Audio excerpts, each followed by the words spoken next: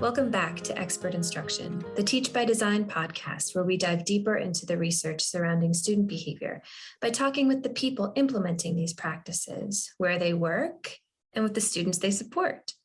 I'm Megan Cave. And today, in this episode, we're talking about stress. I don't know, something about talking about stress felt really relevant to the beginning of the school year. Joining me in this conversation today is Dr. Geovanna Rodriguez. Dr. Rodriguez is a colleague here at the University of Oregon. She's an assistant professor of school psychology in the Special Education and Clinical Sciences Department of the College of Education. Sorry, I had to take a breath there. I just ran out of air. It's a mouthful, but I mean, like, the thing is that all of us here, if any of you work in academia, we all have the same kind of description that we have to rattle off whenever someone asks us what we do here at the university. Like my name's Megan Cave. I'm a senior research assistant at Educational and Community Supports, which is a research unit housed within the College of Education. Breath.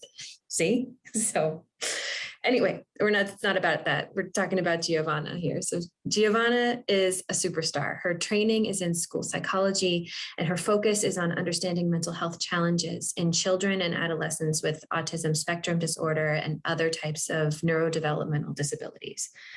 When I reached out to her to ask her to join me in this conversation, I was super grateful when she said yes. Professionally, sure, I was excited because this podcast just doesn't work without an expert joining me. This isn't a one-woman show, but also personally, I was really excited to talk to her because she knows about stress responses in the classroom, and she has some solid, really tangible, super accessible strategies all of us can use to handle the stress in our lives. So we explored today the impact that stress has on our mental health and how we can work together to create a community of support around our students and with each other. Hi, Geovanna. Thanks for joining us today. Hi, thanks for having me. Yeah, we're glad that we could catch up with you today. Thanks so much. Well, you're a stranger to everybody who's listening, probably. Well, maybe not. Maybe you've got some friends. You're like, hey, I'm on a podcast. But tell everybody who's listening just a little bit about who you are and what brings you to this work of school psychology. Yeah, of course. I'm an assistant professor of school psychology at the University of Oregon. So my department is the Special Education and Clinical Sciences Department. So I teach some courses in school psychology, but also dabble in some courses in counseling psychology. So my role within the college is to, help the training of future school practitioners enrolled in our master's and doctoral level program. So that kind of brings me here today, but I'm originally from California. So I've moved to Eugene in 2019, right before the pandemic hit. So it's been an interesting transition, but been loving Eugene so far. Nice. What part of California are you from? I'm from Riverside, California. So shout out to the Inland Empire and folks here there. But I spent some time in the Midwest too. So traveled quite a bit. You come to us from around the country. Yeah. Great. So I bet you've been doing a little bit of virtual teaching too during the last school year. Mm-hmm. Yeah, so my virtual teaching started in spring term in 2019, and then pretty much all last year was all remote. So it's been an interesting. Hopefully you can get into the classroom this year. Yeah. You've been here for a while now, 2 years, and you haven't stepped foot in a classroom yet. That's great. Yeah. Well, so today we're talking about stress in school, which is something I think that all of us can relate to. I don't think that there's anyone who has who's listening that would say that the last year and a half of their life has been stress-free. And from some of the research that I have been doing on the topic recently related to the pandemic and what we've been going through as a collective, suggests that not only are we stressed out by the things that we're regularly stressed out by, but the global health crisis has only compounded everything. So, so essentially we're talking about living with sustained anxiety and stress for the last year and a half. It's not something that comes and goes. It's like constant at this point. So can you tell us a little bit about like what kind of impact that has on our physical health as well as our mental health. Yeah, definitely. And I think, you're absolutely right. Like, we have experienced daily stressors in our lives, and we know that some stress and anxiety is actually good for us. Like, Yeah, it kicks our body into gear and it helps us respond to a situation that's right in front of us. definitely. But definitely agree that, research has consistently shown that prolonged periods of stress and chronic stress at that really has this negative impact on our physical and mental health. So we see research showing that we definitely see more kind of weakened immune system responses as a result of chronic stress that can actually lead to like high blood pressure, issues with obesity. The COVID-15 was a thing. I personally experienced that. And so we see a lot of kind of changes in our health, maybe more frequent body aches and pains that we weren't normally seeing. And those health problems, especially in a time of COVID, has really, affected our perception of risk and safety as well. And so that has actually contributed to a lot more issues of anxiety and depression around some of these issues. I think for me, myself, I noticed my memory for things wasn't as sharp as it used to be. I was forgetting things, or my attention seemed really spread out. I was dealing with a lot more aches and pains. And when I went out in public, I was much more hypervigilant than usual, right? Like a lot more anxious around these kind of public situations. And that's because the research shows that, our brains are wired differently in response to like prolonged stress. And we see changes in kind of more primitive areas of our brain, like the amygdala, that's responsible for that fight or flight response. Yes. In some cases, if we've experienced trauma, it's more of a freeze response, right? Where we really kind of dissociate from these really stressful situations that may cause us emotional or physical pain. And other areas that are affected are also kind of like the hippocampus, the area that's responsible for kind of keeping and storing salient information. And so we see kind of those things impacting maybe our memory. And I think with some of the things you mentioned, we definitely see a lot more developing mental health problems. And I think these conditions have, like depression and anxiety, have become more prominent in our youth as well. Yeah, I have two kiddos, and one of them seems to be doing okay, except when I say that I have somewhere to be, and then it's like, well, where are you going? Where are you going? How are you going to be gone? It's and then like you were saying, I've noticed for myself, my appetite has shifted. Some days I'm eating all the time. Other days I forget to eat. And I'm the kind of person that likes to have control over a situation. I like to know what's happening and what's coming. And very soon into this pandemic time, I realized that I don't actually have any control over anything, really, any of the changes that were coming my way. And it was a hard transition for sure. But yeah, I don't know. It's a really strange thing to know that what I'm feeling right now, I feel normal. But I think when I get a chance to experience like actual normalcy in my life, I realize how much stress I've actually been carrying around with me. You know what I mean? Yeah, I'm concerned about that part of things coming. But for now, like if I'm feeling okay, I'm feeling okay. Yeah, so we know that if we are experiencing this as adults, our students are experiencing it too. In the research, like I was telling you, the American Psychology Association, the APA, they asked people in August 2020 how they were feeling. And adults, they asked like 3,000 adults and about 1,000 teenagers, 13 to 17, I think it was, how things were going for them. And the saddest thing that I got out of that was students were feeling like planning for their future was an impossible task. Like they couldn't even think about what their future looks like. It was like 51% of them said that. And it like struck me as like, oh, the impact is real, like not only on their current person, but on their ability to see what's coming next for themselves in a positive way. So I'm thinking about like the ways that this stress and all of this anxiety will manifest itself in behaviors in classrooms. Like what will we see from students? What might we be more likely to see in classrooms this year compared to previous years, just knowing what we know about how we're responding to this current time?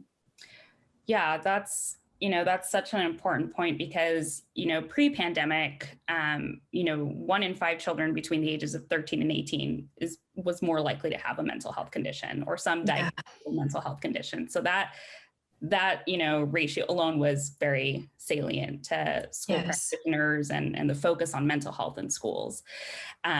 Because in pre-pandemic times, we were still dealing with a lot of these issues, right? We were still dealing with like depression, panic, anxiety, performance anxiety, like students dealing with stressors about kind of their academic prospects and future and success. We were also dealing with issues of grief, loss, and trauma. Suicide rates were still skyrocketing during that time. What we're seeing now is that the frequency and intensity of some of these things is a lot more severe. And so we're seeing kind of an increase in these issues that students are reporting and experiencing. There's also a lot more issues that have resulted from, homelessness and displacement. A lot of families were separated during this time, either because of deportation or some other issues. There was a lot of displacement too. The fires really disrupted a lot of living situations for our students. And so some of these things, do we call it a mental health condition or do we call it a response to just these adverse events in children's environments? That's a good point. And oftentimes, we go as school practitioners, we go through this problem identification of really trying to address the issues that are presenting, but these behaviors are presenting very differently within the school context. So we may see issues of irritability and anger, rapid mood shifts that are happening as a result of this. I can relate. Yeah, I can relate for sure. Yeah. And I think, also just prolonged isolation and school closures have also amplified a lot of already existing vulnerabilities in some of our students that have marginalized identities, right? Like students with disabilities, students of color, students that identify as LGBTQ. And so I think for some of these things, some of the behaviors that we may see may be things that we were talking about, right? Like irritability and anger, students becoming more argumentative or easily bothered or annoyed. We may have students that are more short-tempered than usual, and that could present very differently in these changes. What we saw too during the pandemic was that students were becoming less motivated or engaged in the learning process altogether. So they were not logging into Zoom or not logging into their school website to check in and complete assignments and things.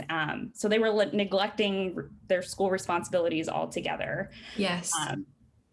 In other cases, when they did come in back in person, students may have seemed a little bit more inattentive, more kind of aloof. We definitely saw changes too, and just parents were reporting changes in sleeping habits at home, at eating habits, that they were getting sick more often than usual. So just reporting a lot more headaches, more stomach aches. Yes. These are all somatic symptoms of anxiety. Like we talked about before. Yeah, definitely. As you were talking, I don't know if you saw it. Did you watch Blue's Clues when you were a kid? I saw the recent video. Oh my God. So I used to watch the closure I needed in my life was him coming back. I used to, thank you. Yeah. I feel seen. Yeah.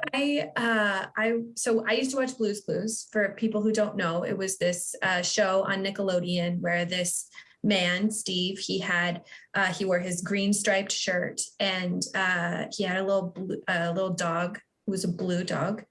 And they would come, there would be clues, there'd be something that you had to figure out by the end of the episode, and you have to figure it out.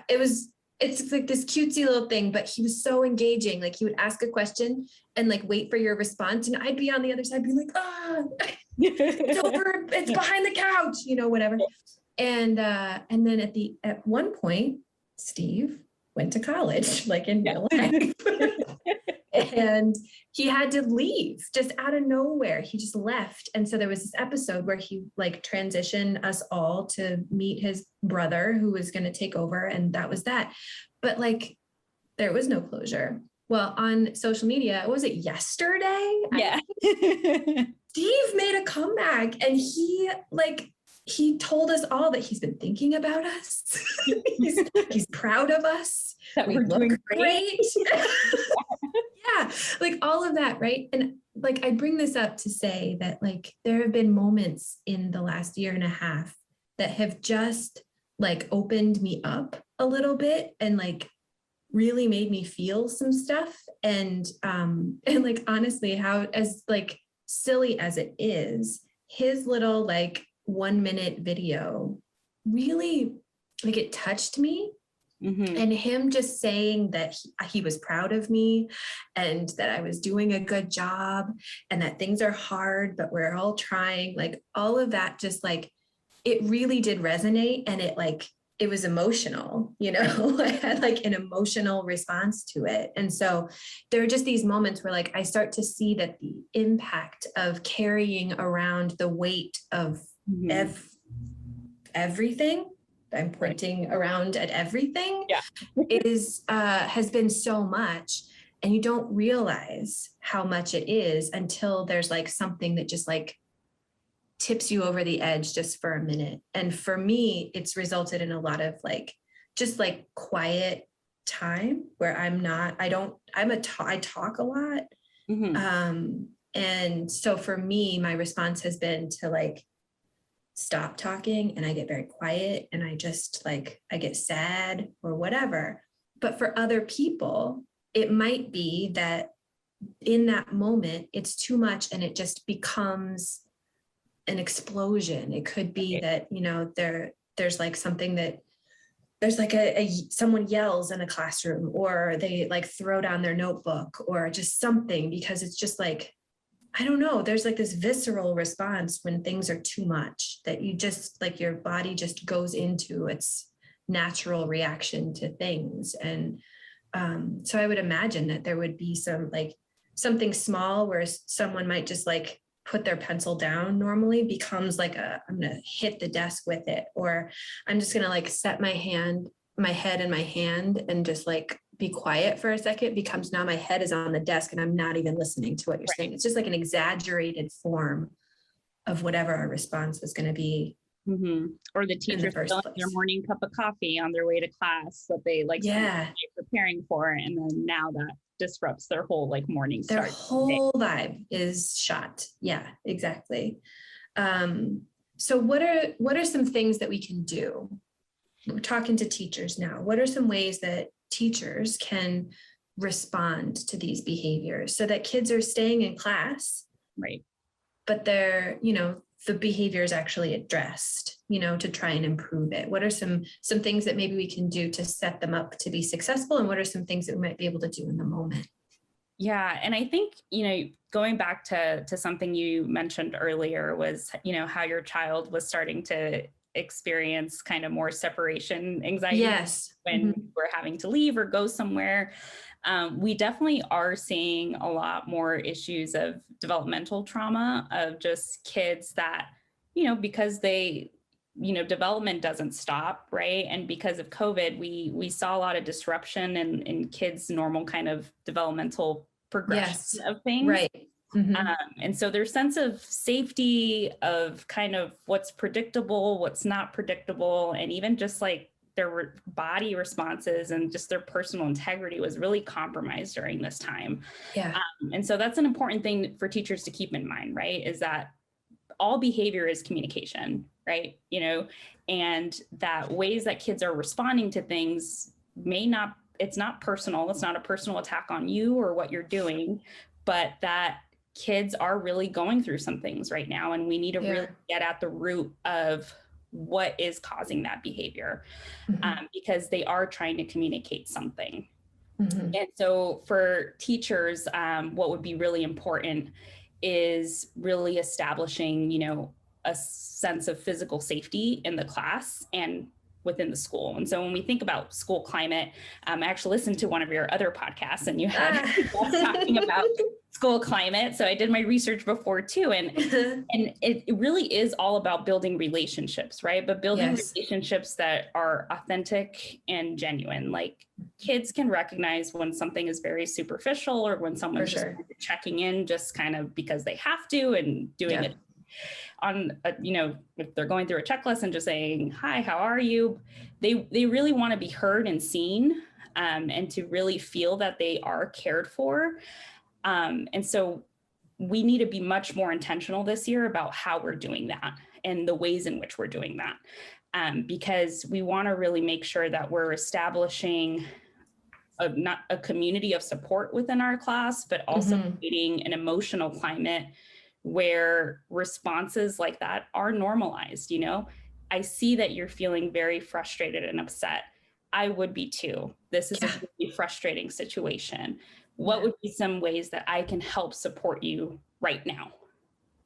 And giving choices, right? Giving students that sense of agency over what's going on in their life and how they're responding to it. Because like you said, that loss of control is really feeding into that stress and anxiety. And so we need to give students the confidence that they can handle the problem that's right in front of them. But we need to give so smart. I mean, when you were mentioning safety before, I was thinking like physical safety, that, but what you're talking about is like so smart, where you're by building relationships, you're establishing a connection with someone and saying that, like, I see you as a real person with real feelings, and that you can be in this room and be in it confidently, knowing that I will be here to support you in whatever emotion you're going to go through during the day, as long as we can like work together. Like, if we can find some ways, it has to. You can't just like explode all the time, like there are other people here and we all need to be respectful of each other, but I am going to support you through an emotion, so you can like trust me in that. What are some ways that you think would be helpful to starting to build that trust? Like, you can't just assume that kids are going to come in and be like, my teacher is someone I can trust. Right.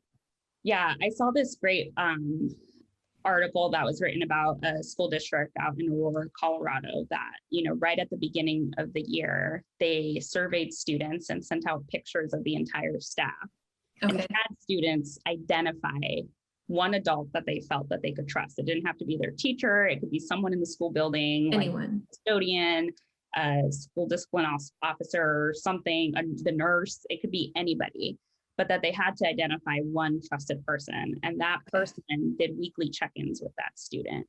And that was something that was great, because they gave students a choice in who they felt comfortable going through. And the adult was also given a sense of responsibility and accountability, that I have to check in with this student every week and make sure that they're doing okay. Did they do that with every student in the school?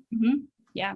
So there was someone in the school checking in with every kid. Yeah. And that was a way to kind of also just make the entire school accountable for student mental health and well-being, right? That we're all kind of taking ownership of this. Another thing for teachers that can be helpful too is recognizing and proactively anticipating triggers for students or periods of transition that may contribute to more behaviors, because this really shows that you do know kind of what may contribute to a student's stress or anxiety. By you supporting that before it even happens shows the student, okay, you're taking the time to know kind of what's going to upset me and setting me up for success, right? Yes. We want to set up our students for success. And as teachers, we can kind of anticipate, the ebbs and flows of the school year. Of kind of, we all go through a period of adjustment and transition at the start of the fall, at the start of every school year. Right. There's a rhythm to it. there's a rhythm to it and there's a predictability to it. And, the months of February and April, we can kind of anticipate that students may be a little bit more burnt out as our teachers during that time. So I think just knowing, kind of anticipating some of those times during the school year where we may kind of see these fluctuations in student behavior, and realizing that we are 50% of that interaction, right? That interaction, we also respond to it and react to it. And so that we need to be mindful too of how we're modeling and coaching students during those interactions. Something that I've heard you say too, we talk a lot about students and how we can help students in the work that we do over here. But something that I've heard you say is, or heard you talk about, is self-care, and that you actually can't take care of other people if your own needs aren't taken care of. Yeah. Right. And so we talked to earlier that we're all experiencing this, us as adults and our students. So what are some ways that we can support ourselves and each other, our colleagues, during this time, so that we can start to focus on building relationships with students and creating that community of support within our classrooms? Yeah, I think, one time I was at a training and, hearing the phrase, think of self-care as parenting yourself, was so revolutionary to me, because always thought of self-care as let me go get, a mani-pedi, let me go shopping, or let me go things treat yourself. Yeah. Exactly. Yeah. That's how I saw self-care. And I think during COVID, self-care became much more about survival and what I needed in that moment. And I think it really became a point of just really addressing just my basic needs, making sure I got enough sleep, making sure I showered today, making sure I ate a complete meal. Like you said, we went through periods of times where we might have been skipping meals because we were so busy in the day to day and trying to get everybody else through what they needed to do, that we forgot about ourselves. And so I really think it's important that as adults, we set boundaries. And really make sure that those basic needs are being met, whether they're emotional, whether they're kind of professional, whatever they may be, but really prioritizing ourselves and our physical and mental health. Because compassion fatigue and burnout are real. They may happen just by being in the nature of the environments that we're in helping professions, right? As a helping professional, I do feel that. I feel kind of the fatigue and burnout of my students, of the practitioners I work with. These are things, their problems become my problems. Talk about what's compassion fatigue. What do you mean by that? That's a term I hadn't heard before. Yeah, it's a term that has been associated and linked with burnout, where we start feeling more kind of a mental drain on our energy levels and experiencing really fatigue from just the feeling of compassion, feeling that empathy and compassion for others. Oh, so it's too much. Yeah. Yeah. It's fatigue that's more from this vicarious experience of other people's feelings and pain that they're going through. Interesting. Yeah. So, for me, work supervising students that were in the field dealing with these problems and not being able to help them or help some of the students that were being directly impacted by this really made me feel, overly empathetic, where I was starting to feel more of that kind of learned helplessness for them. Right. And so, and you can start to feel too, who's checking in on me? Here I am taking care of so many other people and their needs and their struggles and all of that. You start to realize that you haven't checked in on yourself, and certainly no one else recently has checked in on you too. So maybe that's something that we can do for each other. Right. Setting boundaries and really recognizing when the signs of burnout are starting to come up, right? What are those signs? Yeah, I can definitely, if you start losing satisfaction for your job or for things that you used to be really enthusiastic and thrilled about are no longer bringing that joy. You start feeling kind of dissociated from from interpersonal relationships within your job where you're no longer feeling accountable or linked to that sense of Just kind of going through the motions. And when you no longer feel like you have agency. So I talked about learned helplessness with students. This also happens with adults, right? We start feeling like we have no agency or choice in the things that are happening to us. We're being more kind of passive recipients in our environment rather than really active, and it starts becoming more like going through the motions, feeling kind of robotic in your day-to-day things, and it starts becoming more of an avoidance motivation where you're just now feeling more motivated to avoid the things you used to like. You used to like doing, yeah. Like answering those emails, going to that classroom to do an observation and help a teacher. Like those things start feeling more kind of like burden rather than something that's a part of your job and that you like doing. So those, if you're starting to, like, if I'm going through that list and I'm starting to check off all of those, like a lot of those feelings, maybe it's time to check in with somebody else or like reach out for help, something like that. Yeah, and ask for help, because sometimes those things can seem like, I think a lot of us experience fatigue and exhaustion during this time, but sure, I think you should always ask yourself in terms of like the intensity and how chronic these issues are, because that starts signaling that this is something that's here. A real issue.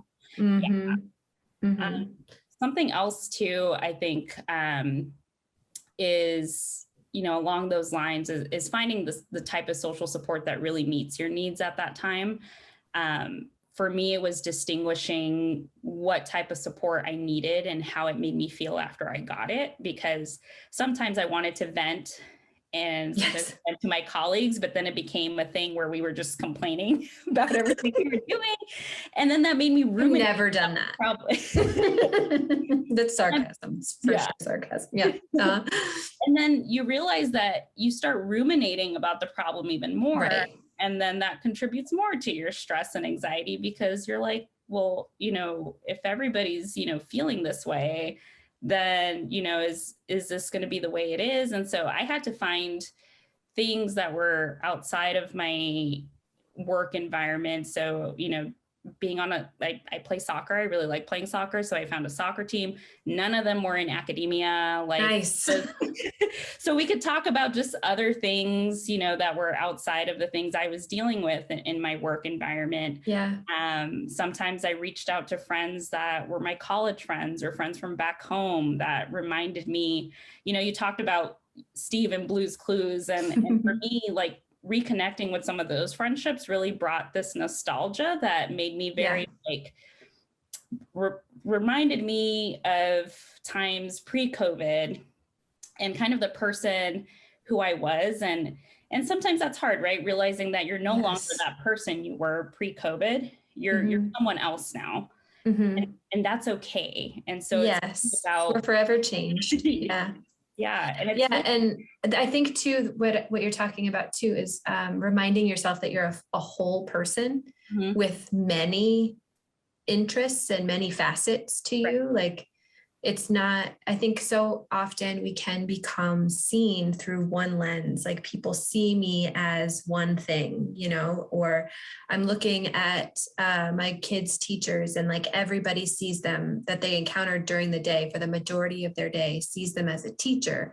And so it can be difficult to remind yourself that, like, I'm so much more than this one thing that people see me as. Like, I do want to go and play soccer. That's a thing I love, or I do just want to like hang out and watch something on the television, or I want to like go out and see a friend somewhere, or, just some other aspect of your life.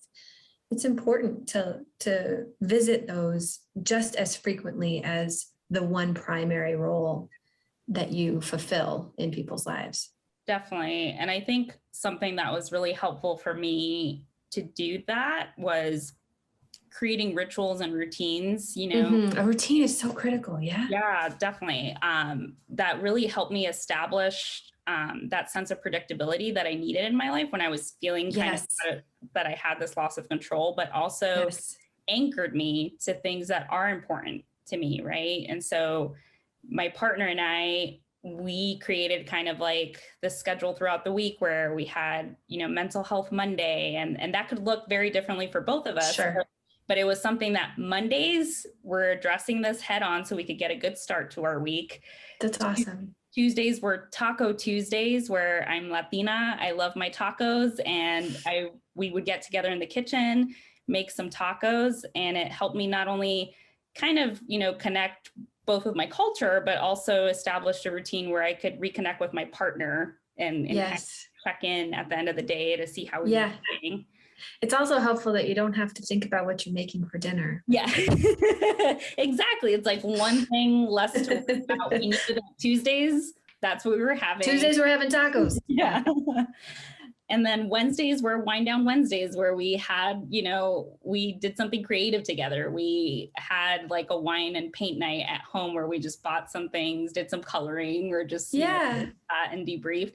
And guess what? Half my week was already taken care of. So by the time I got to Thursday and Friday, it was like coasting. Coasting. We got over the hump, and we were able to then kind of not worry about what we had to schedule those days. Those days were just for us. But that's smart. Yeah. I wish you'd been around earlier for me. I'm doing the same thing now. Yeah. I'm like, everybody, we're having the same thing every day for dinner. No, that's not what you meant. I know that's not what you meant. Well, all of this has been so useful. The information that you've shared has been really tangible and doesn't feel difficult. I hope that there's something for everybody to take away from the conversation that we've had today. What's up next for you this year? You're going to be teaching, hopefully in the classroom. Yeah. When do classes start? We start, orientations and stuff start kind of the week of September 20th. So we still have a little bit of time, but officially we start at the end of September. I think for me, like a big thing that I'm going to have to do is be flexible and realize that things are going to be continuously evolving. Always changing, right? Yeah. I know here at the university, they came out with initial guidance for what the fall was going to look like. And then it's shifted, and I'm pretty sure it'll shift again. Like we're just constantly like, okay. Yeah. What's coming up now? I know. Like, make a plan and be ready to throw it out the window. Yeah. Yeah. I think a big lesson I took from my students, and even just students across different schools in general, where they were really losing motivation and losing kind of that engagement in the learning process, was that we really have to work on helping students reconnect with the learning process and that joy for learning. Yes. And I kind of took that lesson to heart and reconnecting with the research process and my joy in research. And my doctoral student calls it the stoke factor. Like if I don't feel stoked about it, I'm like not motivated to do it. And so I like that. I really took that, in terms of really prioritizing which projects am I excited about that speak to my values, that speak to issues that are really important to me. And one of those is school climate. Like, I think really, working on building relationships, especially for our students that, are in more kind of marginalized groups that are not having equal access to some of these mental health resources or supports. So one of the projects I'm really excited about is actually looking at positive behavior support practices and what inclusive and supportive practices look like for students that identify with a sexual or gender minority. So students that identify as LGBTQ, and looking at the social validity of these practices from the student's perspective. Oh, that's great. So we're currently in the process of recruiting not only teachers and educators, but also students that identify as LGBTQ or students that don't, but also looking at what's their perception of these practices, what's being currently done to address their needs at the schools, and if they're not, then what practices would be more appropriate, that would be more inclusive and affirming for their identities. That's incredible. What grade levels are you looking at? Middle school and high school. So we're currently recruiting middle school and high school students. We're trying to partner with some districts out here in Oregon to really distribute this survey to hear about their school experiences. Yes. Because a lot of these students, are more at risk for bullying victimization, are more at risk for poor mental health outcomes, and are at risk for a lot of these things. But there's also a lot at promise for these populations of students. And I think sometimes as educators, we may have this one size fits all approach that doesn't really, and we really need to kind of hear from our students and hear their voices and how their stories fit into our curricula, how they fit into our practices, to make sure that their needs are being heard. I love that. I love anytime there's a project that gets student perspective and includes their voice within the project itself is so exciting to me. So I'm with you. The stoke factor is high. Yeah. I know. I told him, I was like, I'm sorry, I'm stealing that. Like, I think I am too. Yeah. Okay. Well, thanks so much. Continued success to you. Good luck with your project. And thanks for being here.